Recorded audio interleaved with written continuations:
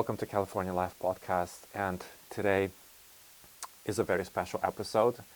I love discovering new cultures, new cuisines, and I'm in love with cooking myself. And recently, thanks to my friend and partner Sergey, I discovered a new cuisine for myself.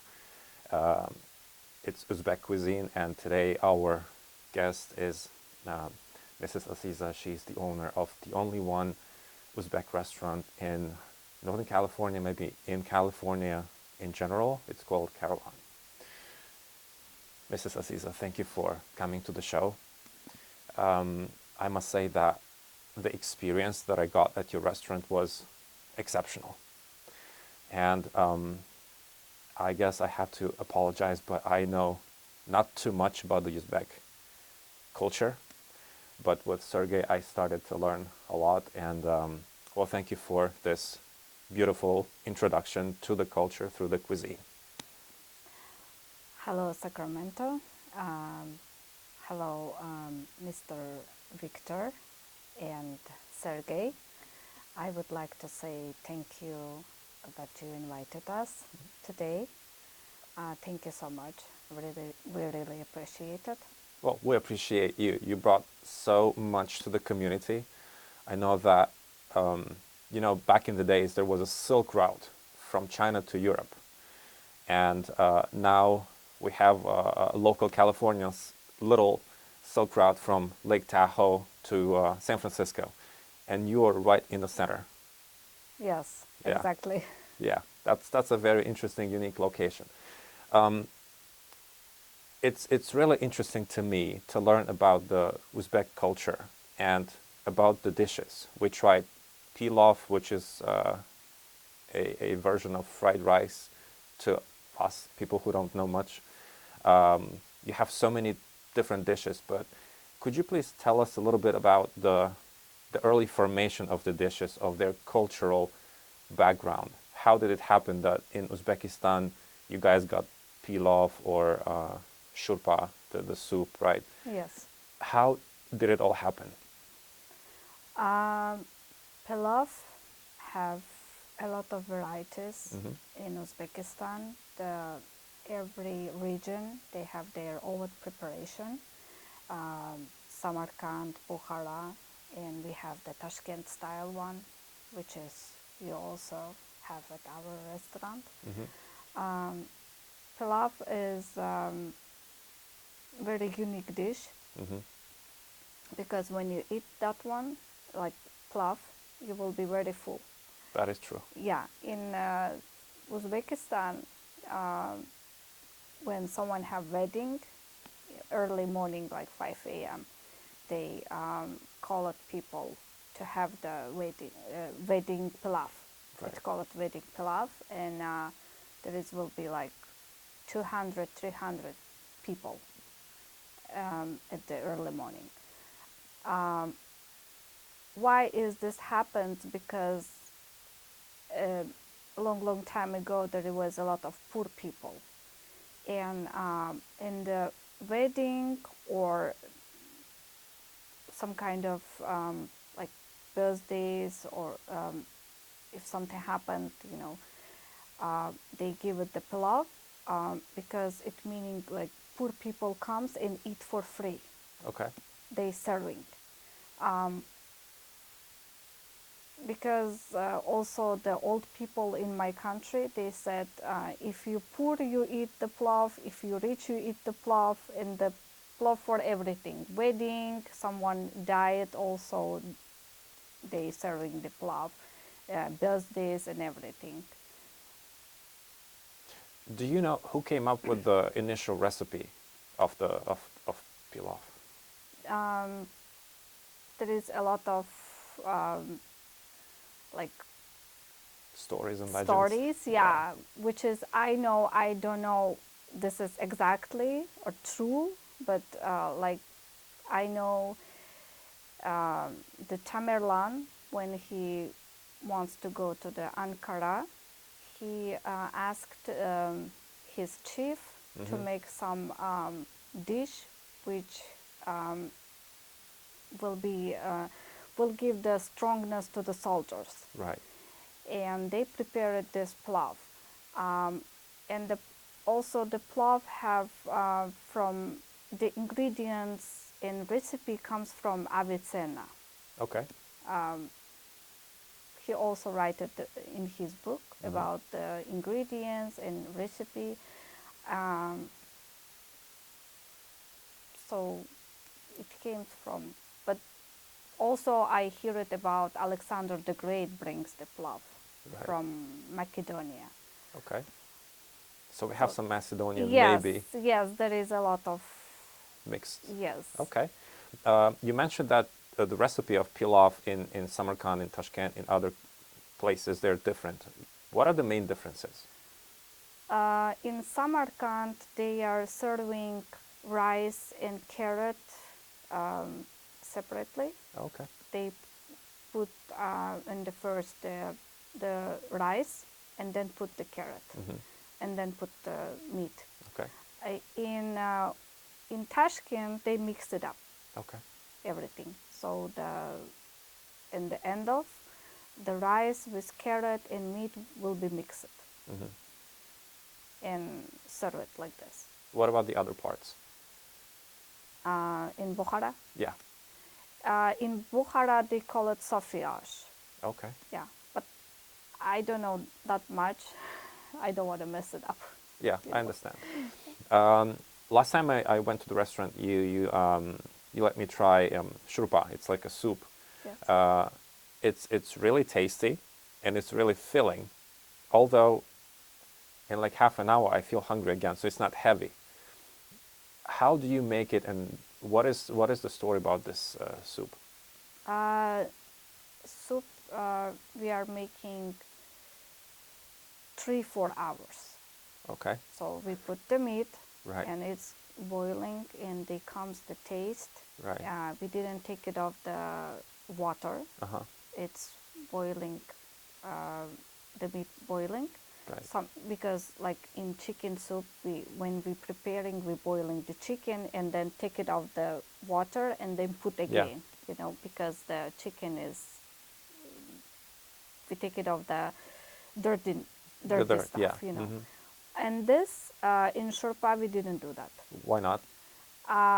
Because they lost their taste from the meat, and because the meat is halal, all blood comes up. The meat is clean. Oh, okay.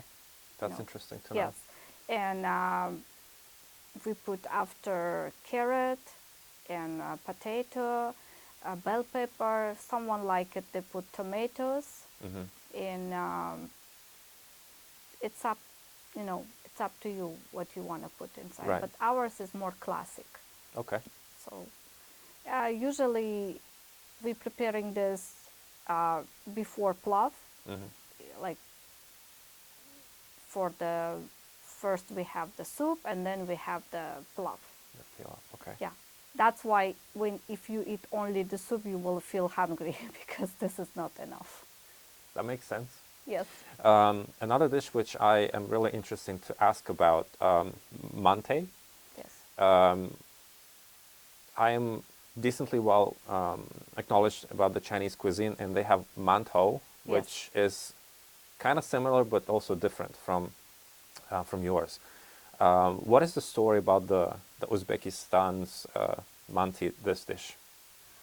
Like I hear it, the Manti was adopted. Okay.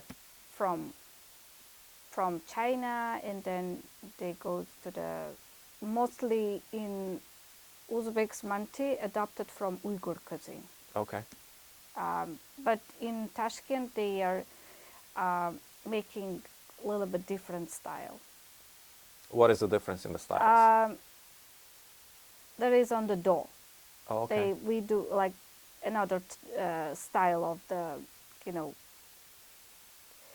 The style of the yeah, I get it, of the dough, which is, but what about the recipe in general? What I've noticed in the Chinese version, it's the meat is grounded and then mixed up with spices. In yours, it's cut, it's pieces. Chopped. Yeah, yes. chopped. Yeah. It's chopped and have a chopped onions, yeah. and we put the cumin, coriander. Yeah. and it's steamed. Right. Yes, Right. 40 minutes, 40, 45 minutes. Wow, that's a long time. Yes. And you serve it with sour cream. That was Yes. unique. I've never had mantou with sour cream. Why did this combination happen? If you can share with us. It is the yogurt, plain yogurt. Right. Yes.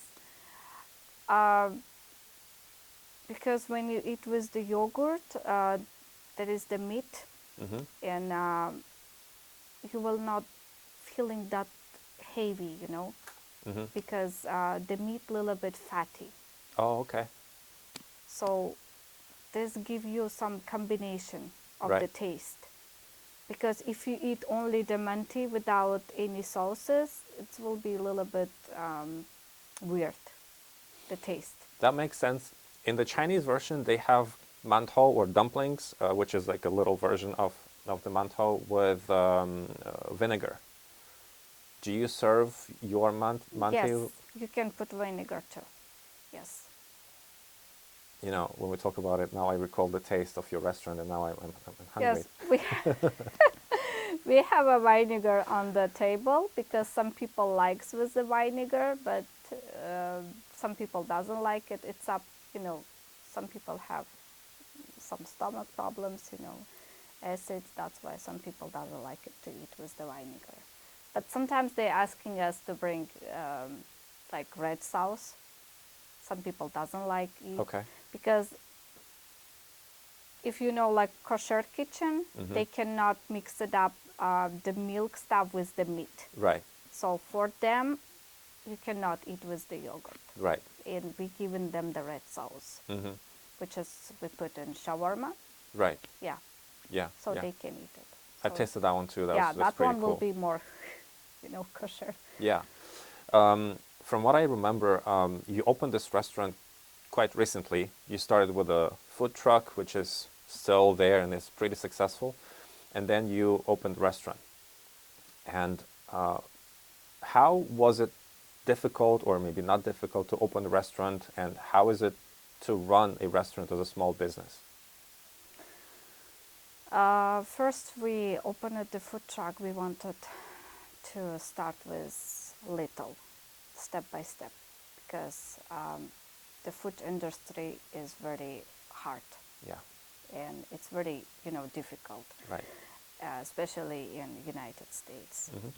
And that's why we decided to see how we'll go. And then we started to looking some places to open the restaurant. We wanted a big restaurant, but it is very difficult to find place. Right. And about the Caravan also have behind some history. Oh, Very funny. Let's tell the history. Because my kids and my husband, we go to the Leatherbees. If you know in front of the Caravan, we have the ice cream, Right. which is very famous. And we eat the ice cream, and I saw the sign that it was like ghost kitchen. And I told to my husband, let's go to ask, maybe they have some, places. And he said, no, I don't want it because there is need to do U-turn. And I said, you're lazy. No one will eat you, just let's go. And we go there, and we saw the old guy. He was very nice.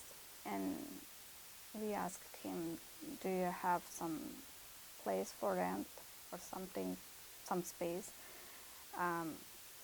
He said, yes, I have. And why not? And I said, okay, which one? First, we wanted to ask about ghost kitchen, and then he mentioned it as he have, bakery. Right. And he wants to go to retirement. He is tired. He don't want it, so he can give us that one. And we looked it up. It was for us small, Right. but we decided to start from small. We don't want to mess it up with something big. Right. We wanted to see how we'll run. Yeah, and gradually grow. Yes. And now that was the location which we Yes. have right now. Yes. It's a really nice location, very cozy and very, it's unique. It has its, special feel. And I'm a person who is really interested in how people start the business, and we share a lot with our viewers. If you could share, of course, approximately, how much would I need to start my venture in food business with a food truck? How much money would I need? How much of any other resources would I need, approximately, to start with a food truck? With food truck,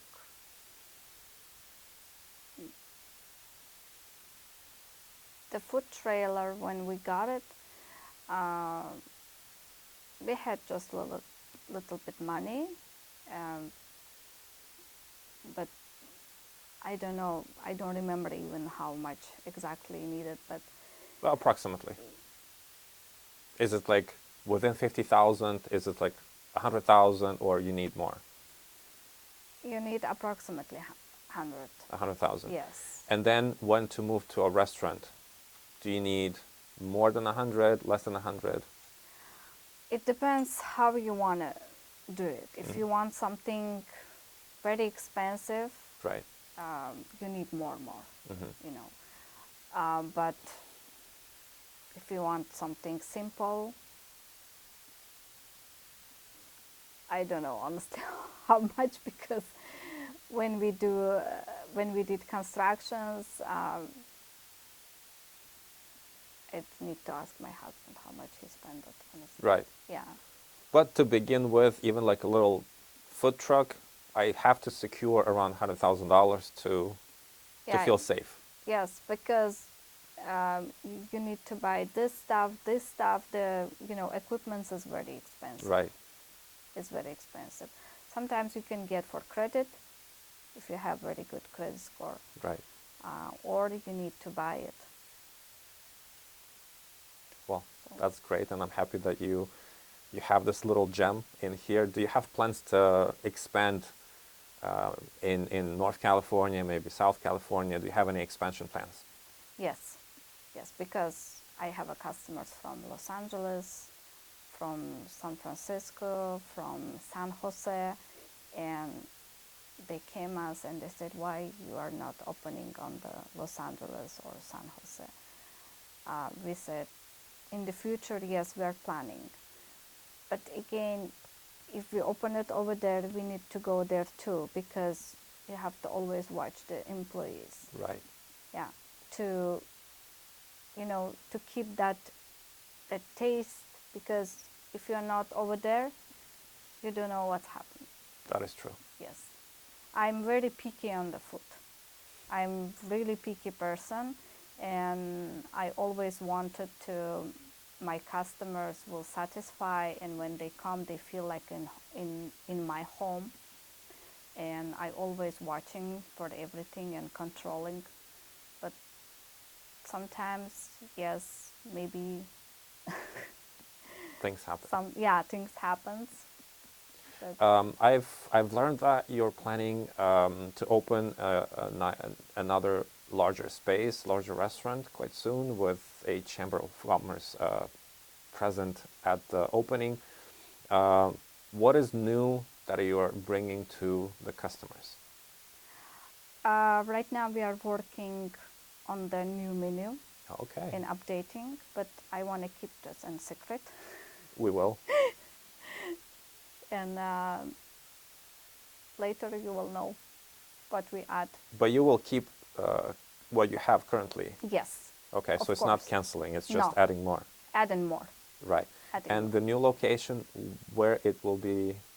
At the same place. The same plaza. Yes. Just yes, another. Yes.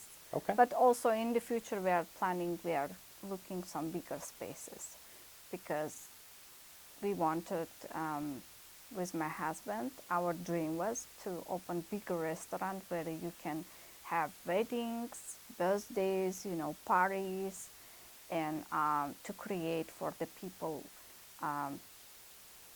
very unique atmosphere. Okay. Like when you come and you relax and you have delicious food. Right. And the food is homemade, Right. not like, that's why we are cooking every day freshly to feel, because honestly, this all food which is we are cooking, I bring to my kids. Right. End of the day. Right. Yeah, and they are eating, and I eat also. Right. So. Right.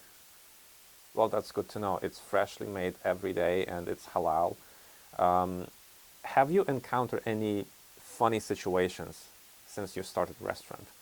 I'll give you an example. There is a comedian, Uncle Roger. He's an actor, and he plays as a chef in a food truck, and then he has a customer who comes and asks for smoky barbecue pork, and then he asks if that is halal, and he looks at the camera and like, yes, right. So, did you encounter any funny situations at the restaurant?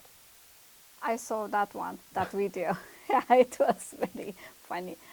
Yeah, I had the customers sometimes, they're confusing. They don't know what is the halal. They don't know even what is the kosher. The kosher is a little bit different, their kitchen. I know this because I worked with the kosher kitchen in New York. I had customer who came and asked, do you have pork shashliks? And I said, no, we don't have it. He said, it's finished? I said, no, we are not serving the pork, excuse us, because we have a halal. And he said, what is the halal? And I started to explain to him what is the halal, so we cannot have the pork. Right. Right. Yeah. Well, I'm sure that you do have a lot of funny situations. Yeah, I have a lot. Maybe when I get retired, I will write some book. That's a great idea. Yeah, right now I'm collecting everything. Did you have a customer who would eat the most amount of barbecue skewers in your experience? Any records on the amount of skewers or amount of pilaf or anything like that? Like one person? Yeah. Not with the kebabs. Okay. I had one person comes and he eat 3-4 dishes by himself. And he was skinny. But hungry. Yes, but hungry. Right. Of course, we invite everyone to your restaurant, and we enjoy going there ourselves, sometimes even every day. Before we finish, I would like to ask you, for our viewers, if there is someone who wants to open a restaurant or a food truck or anything like that in the food industry, what would be your 3 pieces of advice to them in order to succeed? First advice, if you don't know cook, if you don't know anything about the kitchen, don't open. If you want to hire someone and that person will be cheap, but you don't know anything about the cooking and the kitchen, this will be very bad. Okay. Because you have to know. Because I go every day to the kitchen and try all of what they are making and say, this one more salty, this one not salty, so you have to add a little bit more salt, or you have to, less salt. Right. So if person don't know about this, I don't recommend. Okay. So first advice is to know the cuisine, Yes. to know how to cook. The second advice. Second one, like, if you want to do something, you have to do it. You don't need to listen to anyone. You have to research. Right. You have to learn. Take a book. Read. Because there is a lot of information on the book, not the people. Sometimes people mess it up. They will Right. give you the wrong advice. Right. And this is, I learned a lot of life lessons. And my advice, always research before, if you want to start something, always. Right. And